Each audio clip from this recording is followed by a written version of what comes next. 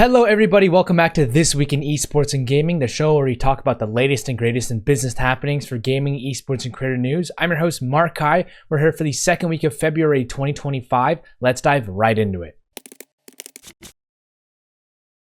For our first top 3 story, the Blast TV Austin Major has sold out with larger US plans for CS Esports from the Blast team. As of February 13th, the Blast Austin Major has already sold out all 40,000 of its tickets within 6 hours of the sales going live, breaking all records of previous Blast Esports events according to their press release. The event features a $1.25 million prize pool, with the playoffs taking place at Moody Center in Austin, Texas between June 19th and the 22nd. Over 150 territories and 30 languages will be covered as a result of this tournament, and Blast hopes to reinvigorate the Counter-Strike esports scene in the United States, as the last major was 7 years ago with the E-League Boston Major 2018. With Counter-Strike being such a European-dominated esport, it's no wonder that the US crowd was excited with another major making its way to the States. Mayor Kirk Watson, Leo Matlock, and Andrew Hatworth of Blast, Jason Leake of Complexity Gaming, and Drew Hayes of the Austin Sports Commission remarked that the estimated direct impact of the major to Austin will be $30 million,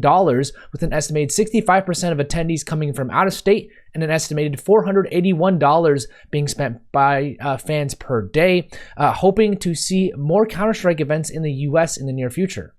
For our second top 3 story, Riot Games has partnered with the Esports World Cup Foundation to bring League of Legends, Valorant, and Teamfight Tactics to the Esports World Cup 2025 and beyond. While financial details of this deal weren't disclosed, the games will become official club titles for the event in a 3-year deal, with Valorant's presence serving as the largest major tournament outside of the VCT structure. This partnership will extend beyond just the Esports World Cup. Esports World Cup Foundation will be a part of Riot's major global events, with other additional in-broadcast activations at League of Legends, VCT, and TFT esports events. Reactions on social media have been mixed, with many esports fans participating, replying with excitement, and other fans being disappointed at Riot Games for associating with EWC and Saudi Arabia. Riot Games has written a blog post acknowledging that some fans may not feel great about the company partnering with EWC, and that the company respects that, noting that the event also adds a chance to watch pros in person for players in the MENA region. Curious to see how this will affect the viewership of events moving forward and overall reputation of Riot Games esports in general. For our final top 3 story, Radisson Hotel Group launched Esports Ready Hotels in partnership with Space Forward to meet the needs of esports teams, players, and organizers. This initiative will provide optimized environments with consistent connectivity and essential services in its selected esports ready hotels, such as 500 megabit internet with 100% uptime, as well as cabled connections, backup lines, more flexible check-in and check-out times, grab-and-go meals, and other features. These hotels will have private gaming rooms, lounges, and secure storage options with discounted rates, VIP status, and free cancellations. Currently, over 100 hotels are designated as esports ready properties, such as Radisson Blue Hotel Cologne, Antwerp City Center, Copenhagen, and others around the world. This seems like a smart step with teams traveling so much. Curious to see how much teams and players will actually rate the experience if they try it, or if other hotel companies will look to do similar things. As far as partnerships go, Blizzard Entertainment have partnered with 𝗠𝗿𝗄. The collaboration will take place in March of 2025, with new skins and cosmetics being released from the collaboration. Back in November 2023, the two groups collaborated, celebrating the release of the song Perfect Night, and also releasing limited edition skins and challenges for players. Mirac Capital have partnered with Huawei Cloud. The partnership will provide video game startups in the Excel Gaming Accelerator program with workshops on cloud-native game development, personalized technical consultation, and cost optimization. This will build on Mirac Capital's $80 million gaming fund and support Saudi Arabia's gaming and esports sector. Supercell partnered with Loud, Gen G, and Team Heretics. The 3 esports orgs will join the 2025 Brawl Stars Esports Partner Program with representation from Brazil, Korea, and Spain. They will join Zeta, Navi, SK Gaming, Tribe Gaming, Space Station Gaming, Foot Esports, and Reply Totem as other esports partners for the Brawl Stars esports ecosystem.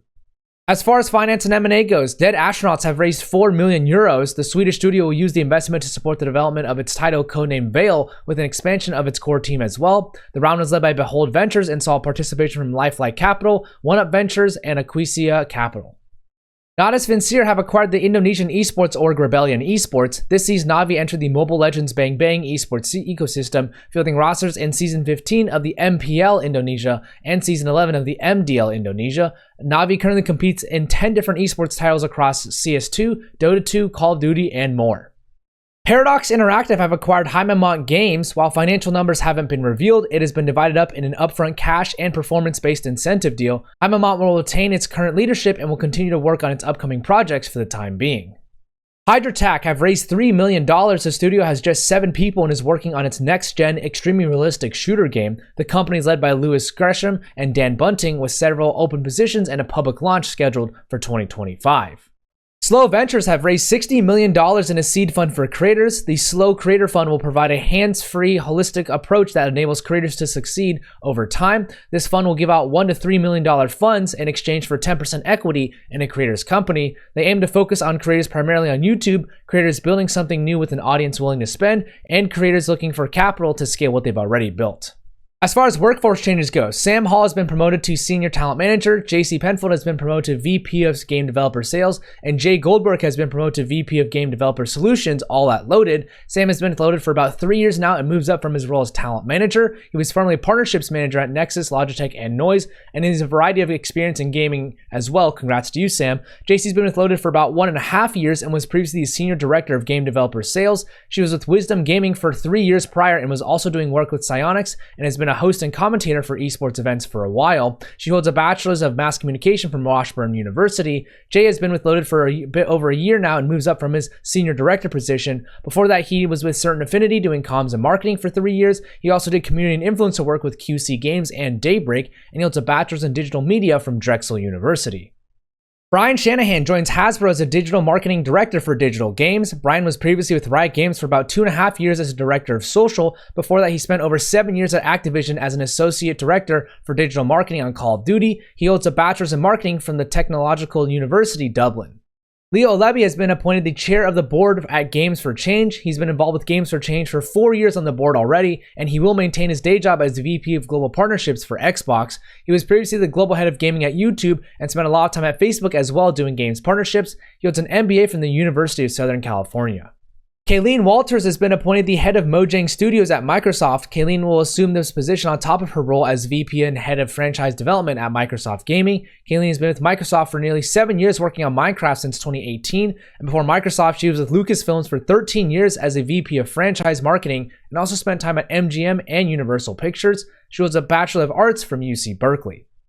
Benedict Becker has been promoted to VP of Marketing at Shikenso Analytics. In his new role, he'll lead Shikenso's global marketing strategy to drive expansion, brand positioning, and revenue growth. Benedict was previously the marketing director for 2.5 years and also spent 2 years at Agentic as a country manager for Singapore and Malaysia. He holds a Bachelor's of Business from Ryman University of Applied Sciences. Cameron Recker joins TikTok doing gaming operations. Cameron will work on a variety of gaming initiatives at TikTok to help grow the direction of gaming at the company. He was formerly Esports project manager and coordinator for Stride Inc. for the past 2.5 years, and he holds a bachelor's in economics from Ohio State University.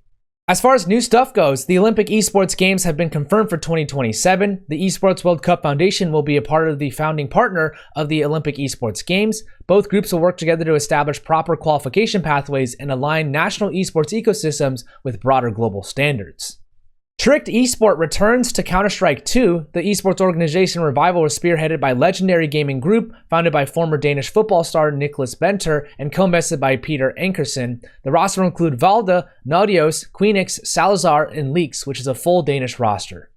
Shroud is going to create a Marvel Rivals esports organization. The streamer has been a fan of the game since last year and wanted to lead a competitive venture in this game to begin with. He himself has been a former pro in many competitive games and has a large sway, and this could ultimately be a collaboration with Sentinels, as Shroud was a part of a Sentinels for a bit as well. That's it for this week in esports and gaming. Thank you so much for tuning in. Credit to the authors and brands themselves for the images and information provided. If you want to show some support to InvestGame or the Esports Advocate, click their links in the comments. If you want to show some support to me, tag someone in the comments who'd find this valuable or share this with your audience. And as always, everybody, have a great day.